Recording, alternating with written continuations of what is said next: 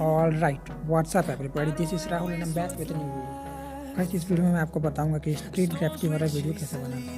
तो चलिए स्टार्ट करते हैं। सबसे पहले आपको जाना है प्ले स्टोर में और एक ऐप डाउनलोड कर लेना है जिसका नाम है व्यू। ये मैंने पहले से इंस्टॉल कर रखा है, इसलिए चलिए मैं इसे ओपन कर लेता हूँ। फिर आपको सिलेक्ट करना है स्ट्रीट ग्राफिटी और फिर नीचे आके आपको रिप्लेस फोटो पर क्लिक कर देना है। आपको अपनी गैलरी से एक फ़ोटो सेलेक्ट कर लेनी है। मैं सेलेक्ट कर रहा हूँ ये वाली फ़ोटो को, क्रॉप कर लेना है और फिर ओके पर क्लिक कर लेना है। आपको वीडियो का रिव्यू दिखाया जाएगा।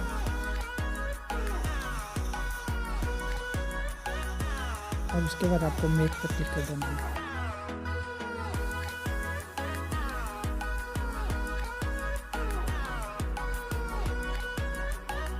तो ये वीडियो बनकर कंप्लीट हो गई है। आप चाहें तो यहाँ से फेसबुक, व्हाट्सएप, इंस्टाग्राम और किसी जगह पर भी शेयर कर सकते हैं।